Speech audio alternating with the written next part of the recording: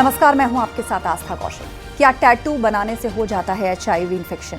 चौंकाने वाली खबर दिखाएंगे। आपके साथ मैं हूं नलिनी पांडे। राज्यपाल आनंदीबेन पटेल का कुंभकर्ण पर दिया बयान काफी ज्यादा सुर्खियां बटोर रहा है, चर्चा में है, सोशल मीडिया पर भी काफी वायरल हो रहा है। ऐसा उन्होंने क्या कह दिया, आगे आपको बताएंगे। तो चलिए बुलेटिन की शुरुआत करते हैं।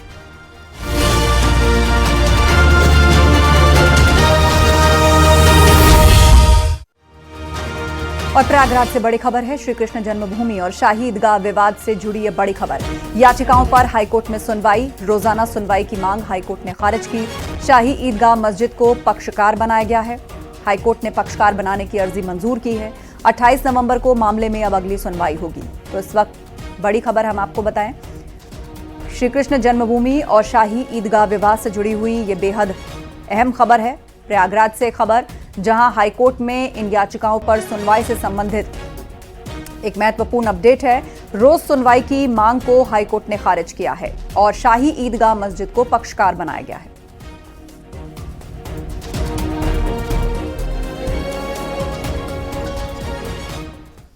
और एक और बड़ी खबर, JEE एडवांस पर IIT कानपुर का एक बड़ा फैसला सामने आया। JEE एडवांस के लिए अब सिर्फ 2 बार मौका मिलेगा।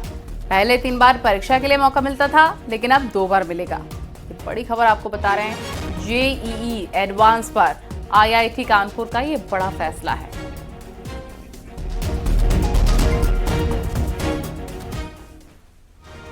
आजमगढ़ से एक बेहद हैरान करने वाला मामला सामने आया है। यहां दावा किया जा रहा है कि 2 दोस्तों ने टैटू बनवाया। अस्पताल में जांच कराने के बाद दोनों HIV पॉजिटिव निकले। पूरा मामला आपको बताते हैं।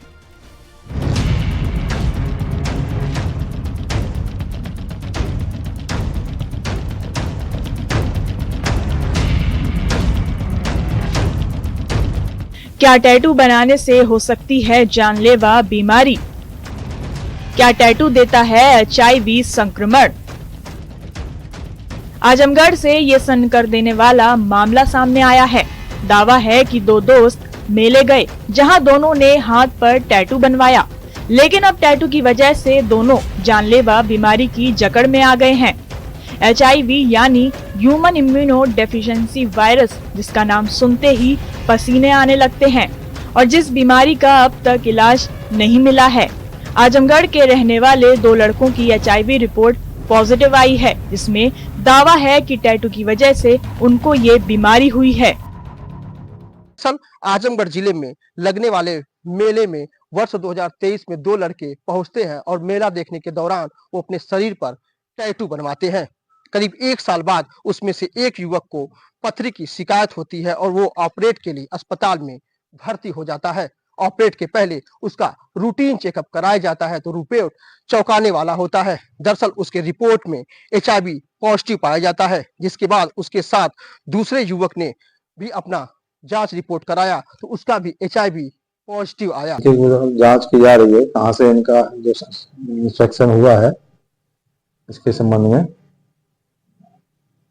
और जो जिला इसको देखते हैं, नोडल जिले के नोडल हैं, DTO हमारे हैं, उनको इसके बारे में अवगत कराया गया है और सभी केंद्रों पर इसकी जांच होती है। हमारे उपकेंद्र स्वास्थ्य केंद्रों पे जनता को जागरूक करने के लिए समय समय पर अभियान चलाए जाते हैं।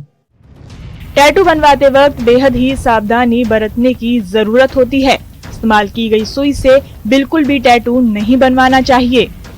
इस समय ये भी टैटू बनाने की प्रथा काफी चल रही है। कुछ लोग जो इसकी जानकारी नहीं होते हैं वो टैटू बनाते हैं।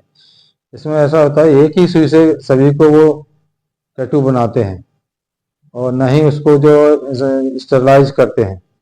इससे जो संक्रमित व्यक्ति से दूसरे व्यक्ति में भी इसमें HIV का इन्फेक्शन फैलने का चांस ज्यादा रहते हैं। HIV के अधिकतर मामले यौन संक्रमण वाले होते हैं। फिलहाल दोनों लड़के इलाज करवा रहे हैं। दोनों को संक्रमण कहां से मिला, इसकी भी जांच चल रही है। आजमगढ़ से न्यूज़ 18 के लिए अभिषेक उपाध्याय की रिपोर्ट।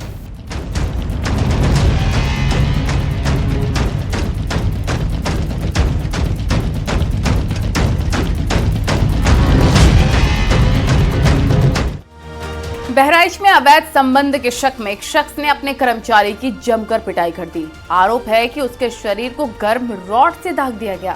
फिलहाल घायल लड़का अस्पताल में इलाज करा रहा है।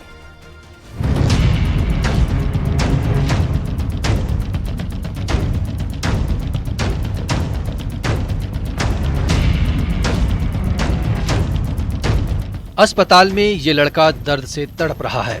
उसके शरीर पर कई जगहों पर दागने के निशान हैं। लड़के का आरोप है कि उसे इस हालत में पहुंचाने के पीछे कोई और नहीं बल्कि उसकी बेस्ट फ्रेंड का पति है, जो एक मेडिकल स्टोर चलाता है।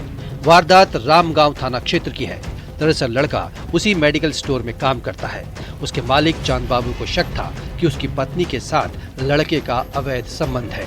आरोप है कि इसी शक में उसके मालिक ने उसका ये हाल किया है। उसके शरीर पर गर्म सरिये से दाग दिया। ये तुमको किसने मारा है? चांद बाबू ने। अच्छा, क्यों? वो उनकी जो वो है अरे बीवी, वो हमारी बेस्ट फ्रेंड है। उनके कौन? बीवी। अच्छा, वो हमारी बेस्ट फ्रेंड है ना, इसकी वजह से। अच्छा, बेस्ट फ्रेंड है। तो वो क्या कहते हैं कि फ्रेंड क्यों है, इसलिए मारे हैं? जी। कि कुछ और आरोप लगाते हैं? नहीं, कोई नहीं आरोप लगाते हैं। अच्छा, किसको किसको मारा है? उनको भी मारा और हमें भी मारा है। पहले मुझे घर बुलाया, फिर हमें मारा, फिर उसको मारा। अच्छा, कितने लोगों ने मिलके मारा है? 2 लोग हैं। कौन कौन? एक चांद बाबू, एक उसका भाई। अच्छा, क्या क्या के घर बुलाया था? वो उसने नहीं बुलाया था, उसकी बीवी ने बुलाया था। कहा था घर आ जाओ, जरा काम है। पीड़ित लड़के का आरोप है कि उसके मालिक और उसके भाई ने उसे बुरी तरह पीटकर सड़क पर फेंक दिया। घटना को अंजाम देने के बाद दोनों मौके से फरार हो गए। स्थानीय लोगों ने जैसे ही ये देखा तो उसके बाद उसे बहराइच मेडिकल कॉलेज में भर्ती कराया।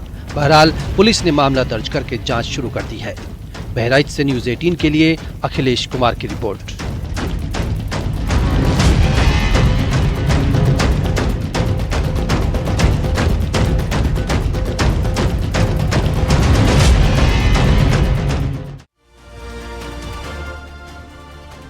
अभी हाल ही में सोशल मीडिया पर एक वीडियो वायरल हुआ था जिसमें सलून के अंदर एक शख्स मसाज करता हुआ नजर आता है और उसके बाद दावा किया गया कि मसाज के बाद उसको लकवा पड़ गया।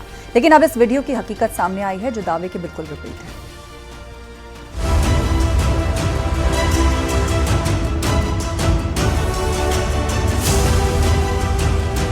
सोशल मीडिया पर मशहूर होने के लिए लोग ऐसी ऐसी हरकतें कर रहे हैं जो दंग करने वाला है। पिछले दिनों ये वीडियो सामने आया था जिसमें एक शख्स सैलून में मसाज करवाता है। नाई उसकी गर्दन को चटकाता है जिससे उसकी गर्दन मुड़ जाती है। नाई उसे उठाने की कोशिश करने लगा लेकिन उसने जवाब नहीं दिया। उसे पानी पिलाने की कोशिश भी की गई। दावा किया गया कि शख्स को लकवा पड़ गया। सोशल मीडिया का जमाना है तो ये वीडियो बहुत वायरल हो गया। सैलून में कई लोग गर्दन को झटका देने वाले मसाज नेक क्रैक को करवाना पसंद करते हैं। इस वीडियो में भी यही दिखाया गया था। नेक क्रैकिंग के दौरान वो शख्स असहज हो गया था। इसके बाद सोशल मीडिया पर ये बहस का मुद्दा भी बन चुका था। लेकिन ये तो इस वीडियो का पहला पार्ट था जिसके पीछे का मकसद केवल रील बनाना था।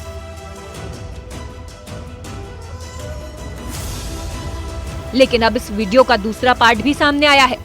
वीडियो में जो शख्स कुर्सी में बेसुध पड़ा था वो अचानक उठा और हाथ हिलाता है। उसके चेहरे पर हंसी होती है, यानी उसके लकवा पड़ने की बात एकदम झूठी निकली। वीडियो में वो और नाई बेहद ही खुश दिखाई दे रहे हैं। बाद में मसाज करवाने वाला शख्स कैमरे को निकालता हुआ भी दिखाई दे रहा है। ये पूरी तरह से प्रैंक वीडियो था जो लोगों का ध्यान खींचने के लिए बनाया गया था। ये कोई सीसीटीवी फुटेज नहीं थी बल्कि इसे ऐसा दिखाने के लिए कैमरे को ऊंचाई पर रखा गया था।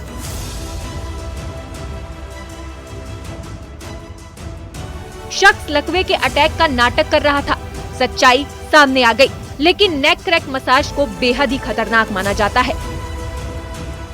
एक्सपर्ट्स भी मानते हैं कि नेक क्रैकिंग के दौरान शरीर के तंत्रिका तंत्र पर दबाव पड़ता है। अगर कोई गलती हो जाए तो लकवे का खतरा हो सकता है। गर्दन में अचानक झटके से नसों पर दबाव पड़ सकता है जिससे खून का प्रभाव बाधित हो सकता है। पेशेवर लोगों से ही इस तरह की मसाज करवाने की राय दी जाती है। अब इस वीडियो का दूसरा पार्ट भी वायरल हो रहा है जिसमें लोग शख्स को काफी कोस रहे हैं। Bureau report, news 18।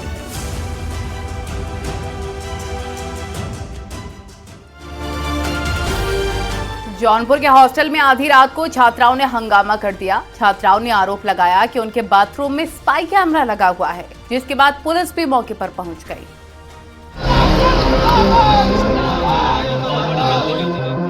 जौनपुर के पूर्वांचल यूनिवर्सिटी में रात को बवाल हो गया। मीराबाई हॉस्टल में छात्राओं ने आरोप लगाया कि उनके बाथरूम में हिडन कैमरा लगाया गया है। जैसे ही ये खबर हॉस्टल में फैली तो हड़कंप मच गया। छात्राओं ने आरोप लगाया कि बाथरूम के शावर के पीछे हिडन कैमरे लगाए गए हैं। मौके पर कुलपति भी पहुंच गई। छात्राओं ने आरोप लगाया कि स्पाई कैमरा उनके फोन के कैमरा डिटेक्टर ऐप में भी सक्रिय दिख रहा था। रात 8 बजे से शुरू हुआ हंगामा देर रात तक चलता रहा। छात्राएं सड़क पर आ गईं। आक्रोशित छात्राओं ने रोड जाम कर नारेबाजी की। इसके बाद पुलिस भी हॉस्टल में पहुंच गई। पुलिस की मौजूदगी के बावजूद कैमरे का कोई ठोस सबूत नहीं मिल पाया। ये भी दावा किया गया कि 6 छात्राओं को अज्ञात नंबर से धमकी भरे मैसेज भी मिले। कुछ छात्राओं ने बताया कि उन्हें अज्ञात नंबर से कॉल्स आ रही थी, जिनका लोकेशन गोरखपुर से जुड़ा बताया जा रहा है, लेकिन अब वो नंबर बंद है, जिसकी अब पुलिस जांच पड़ताल कर रही है। इसी बीच एक छात्रा भी बेहोश हो गई थी, जिसे अस्पताल पहुंचाया गया। पुलिस ने किसी तरह हंगामे को शांत कराया। मैडम जो कि बीसी मैडम के साथ सभी टीम हमारी सभी रूमों और प्रॉपर बाथरूम की चेकिंग की गई। ऐसा कोई भी कैमरा वहाँ पे नहीं पाया गया है और कॉलेज प्रशासन से तहरीर प्राप्त कर उचित धाराओं में मुकदमा पंजीकृत किया जाएगा तथा हमारी सर्विलांस की टीम काम कर रही है। कोई नंबर किसका है, कैसा है, कहाँ से आया है, सभी तथ्यों पे हम लोग काम कर रहे हैं और जल्द ही जल्द इसमें खुलासा किया जाएगा। मौके पर शांति व्यवस्था कायम है। पिछले दिनों सोनभद्र से भी ऐसी घटना सामने आई थी। रॉबर्ट्सगंज कोतावली क्षेत्र के धुरिया गांव के एक स्कूल में स्पाई कैमरा लगाया गया था। एक छात्रा को सबसे पहले ये स्पाई कैमरा दिखाई दिया। हिडन कैमरे की बात पूरे स्कूल में फैल चुकी थी। स्कूल में एक युवक की गतिविधि संदिग्ध नजर आई। आरोप था कि स्कूल में हंगामा बढ़ने के बाद संदिग्ध युवक कैमरे को हटा रहा था, जिसके बाद छात्राओं ने उसे पकड़ लिया। छात्राओं के परिजन भी स्कूल पहुंच गए। पुलिस ने बड़ी मशक्कत के बाद छात्राओं और उनके परिजनों को शांत कराया। आरोपी को अपने साथ ले गई थी। Bureau report, news 18।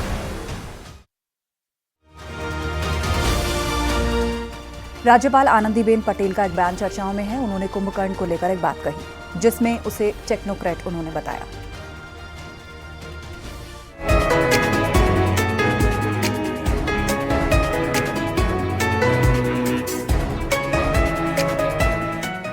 ज्यादा सोने वाले को अक्सर कुंभकर्ण से जोड़ा जाता है। रावण के भाई कुंभकर्ण के बारे में कहा जाता है कि वो साल में 6 महीने सोता था और 6 महीने जागता था। लेकिन राज्यपाल आनंदीबेन पटेल का ऐसा मानना नहीं है। उन्होंने कुंभकर्ण को लेकर एक बयान दिया है जो सुर्खियां बटोर रहा है। आनंदीबेन पटेल ने उसे टेक्नोलॉजी का एक्सपर्ट बताया। 6 महीने सोने की अफवाह रावण ने फैलाई थी ताकि विरोधियों को पता न लग सके। कुंभकर्ण तो 6 महीना सोता रहता था और 6 महीना ही जगता था। क्या ये सही है? नहीं, ये सही नहीं है मित्रों। कुंभकर्ण टेक्नोक्रेट था, टेक्नोलॉजी जानता था वो, लेकिन ये टेक्नोलॉजी दूसरे कंट्री, दूसरे देश न ले जाए, इसी वजह से गुप्त तरीके से ये यंत्रों बनाता रहता था। और रावण का ये सूचना थी कि आपको 6 महीने तक बाहर नहीं निकलना है, ये काम बैठकर यंत्रशाला में बैठकर करना है और 6 महीने के बाद बाहर निकलना है। आनंदीबेन पटेल लखनऊ के ख्वाजा मोइनुद्दीन चिश्ती भाषा विश्वविद्यालय के दीक्षांत समारोह में पहुंची थी, जहां उनका ये बयान सामने आया। Bureau report, news 18। संगम नगरी प्रयागराज में अगले साल की शुरुआत में महाकुंभ है, जिसके लिए तैयारियां जोरों पर है। महाकुंभ में बड़ी संख्या में श्रद्धालु पहुंचेंगे। साफ सफाई पर ज्यादा ध्यान दिया गया है। देखिए रिपोर्ट। 13 जनवरी 2025 से महाकुंभ की शुरुआत होने जा रही है। ये महाकुंभ जहां दिव्य और भव्य होगा, तो वहीं स्वच्छता पर ज्यादा जोर दिया जाएगा। महाकुंभ में आने वाले लोगों को परेशानी ना हो, इसके लिए 1.5 लाख टॉयलेट पूरे मेला क्षेत्र में लगाए जाएंगे। टॉयलेट की सफाई के लिए जेट स्प्रे क्लीनिंग सिस्टम का इस्तेमाल किया जाएगा, ताकि मैनुअल सफाई की जरूरत ना पड़े। 1,50,000 पब्लिक टॉयलेट्स हम लोग लगा रहे हैं संपूर्ण मेला क्षेत्र में, जिससे कि आम जो श्रद्धालु आएंगे या उनका श्रद्धालुओं का जो भी रिक्वायरमेंट है उसको हम लोग मीट आउट कर सकेंगे। इसके अतिरिक्त जो विशेष बात है, इसको जो टॉयलेट्स होंगी वो QR कोड बेस्ड कोड से बेस्ड उसकी मॉनिटरिंग होगी, जिसमें कोई भी आदमी QR कोड को स्कैन करके अपनी फ़ोटो डाल सकता है व्हाट एप्लीकेशन पे, जिससे उसकी सफाई की जो गुणवत्ता है, उसको मैनुअल सफाई एक तो नहीं होगी और जो सफाई की गुणवत्ता है उसको हम लोग सुनिश्चित करेंगे। महाकुंभ का आयोजन 13 जनवरी से 26 फरवरी महाशिवरात्रि के स्नान पर्व तक यानी 45 दिनों का होगा। योगी सरकार 2019 के कुंभ की तर्ज पर ही इस बार भी कई Guinness book of world record बनाने की तैयारी कर रही है। स्वच्छता के मामले में भी सरकार कीर्तिमान बना सकती है। मेला क्षेत्र में 10,000 सफाई कर्मी लगाए जाएंगे। सफाई के लिए 1500 गंगा सेवा दूतों को भी रखा जाएगा। जो स्वच्छता के और भी घटक हैं, जैसे हमारा जो डस्टबिन है, हर 25 से 30 मीटर पे हम लोगों ने dustbin with liner bag plan किया है। उस लाइनर बैग में हम लोग कूड़ा जो होता है वो समय समय से दिन में 2 बार मिनिमम, उससे अधिक भी हो सकता है, हम लोग कूड़े को उठा करके टिपर्स के माध्यम से, बड़े वाहनों के माध्यम से उसको बसवार प्लांट पे ट्रीटमेंट के लिए उसको भेजते हैं। इसके अलावा जो 10,000 करीब हमारे सफाई कर्मी मेला अवधि में तैनात रहेंगे, जो लगातार स्वीपिंग करेंगे। स्वच्छता कर्मियों को महाकुंभ में आने वाले लोगों के साथ अच्छा व्यवहार करने की ट्रेनिंग भी दी जाएगी। स्वच्छता कर्मियों के लिए टेंट से कॉलोनी बसाई जाएगी। महाकुंभ में सिंगल यूज प्लास्टिक को पूरी तरह से प्रतिबंध किया जाएगा। प्लास्टिक के बदले कपड़े और जूट के थैलों का इस्तेमाल होगा। दोना पत्तल के लिए महाकुंभ में जगह जगह दुकानें आवंटित की गई है। साधु संतों को पूरी उम्मीद है कि 2025 का महाकुंभ स्वच्छता के नए मानक स्थापित करेगा। ये 2025 का महाकुंभ बहुत दिव्य और भव्य और स्वच्छता के साथ संपन्न होने जा रहा है और इसमें हमारे उत्तर प्रदेश सरकार, जो हमारे योगी आदित्यनाथ यहाँ के जो मुखिया है, वो पूरा तरीके से तत्पर है, कमर कस लिए हैं। ऐसे में हमारे 2025 का महाकुंभ में 1.5 लाख टॉयलेट बनेगी और प्लास्टिक मुक्त कुंभ होगी। महाकुंभ में 2 महीने से भी कम वक्त बचा है। ऐसे में महाकुंभ में सफाई व्यवस्था के बढ़िया इंतजाम देखने को मिलेंगे। प्रयागराज से न्यूज़ 18 के सर्वेश दुबे की रिपोर्ट।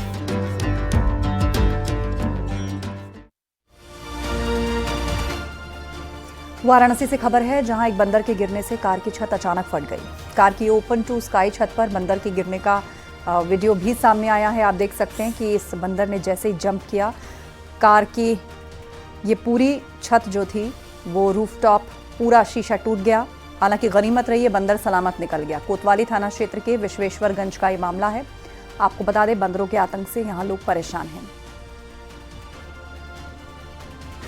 तो ये तस्वीरें वायरल हो रही हैं। ओपन टू स्काई छत पर ये बंदर गिरा, उसका शीशा टूटा, लेकिन फौरन अचानक वो बाहर निकला और छलांग लगाकर चला गया।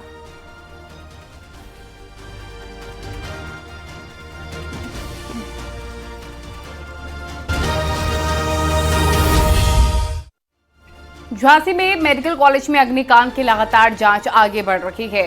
शासन स्तर से डीजी हेल्थ की अगुवाई में आई टीम ने लगातार दूसरे दिन वार्ड में सीन रिक्रिएट कर जांच की है। सीन रिक्रिएशन का मकसद ये जानना था कि आखिर इतने भीषण अग्निकांड के पीछे चूक कहां हुई थी। बता दें कि NICU वार्ड के अंदर शुक्रवार देर रात शॉर्ट सर्किट से भीषण अग्निकांड में अब तक 12 बच्चों की नवजात की मौत हुई है। कई घायल हैं जिनका इलाज चल रहा है।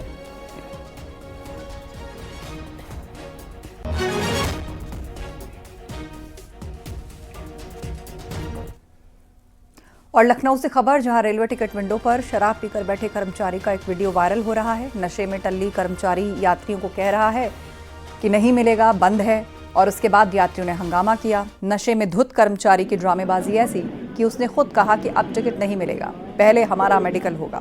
Viral video Charbagh railway station का बताया जा रहा है। टिकट नहीं देंगे, हम लोग 1 घंटे से लाइन में खड़े और हमारी ट्रेन आने का टाइम हो रहा, आप बताइए हम क्या करें। एक तो ये ड्रिंक करके बैठे हैं, दारू पी के बैठे हैं, सब लोग बोल रहे हैं यहाँ पे, अंदर के स्टाफ भी उनको डांट रहे हैं। रामपुर में आरोपी को उसके साथियों ने पुलिस से छुड़वा लिया। आरोपी को पुलिस से छुड़ाते वीडियो भी वायरल हुआ है। चुनावी रंजिश में पथराव और फायरिंग का आरोप है। प्रधान और पूर्व प्रधान के बीच फायरिंग हुई थी। पुलिस के कब्जे से आरोपी हनीफ को उसके साथियों ने छुड़ाया। थाना भोट क्षेत्र की घटना है।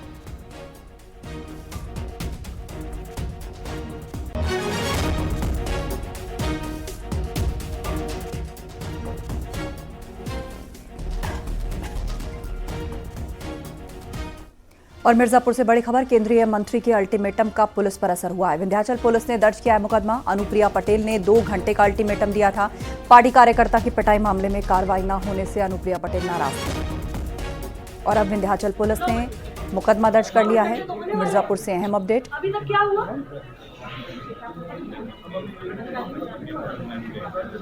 नहीं, अभी तक क्या हुआ भाई? एफआईआर दर्ज हो गई। और यहाँ रुकेंगे एक और छोटे से ब्रेक के लिए। खबरें लगातार जारी हैं।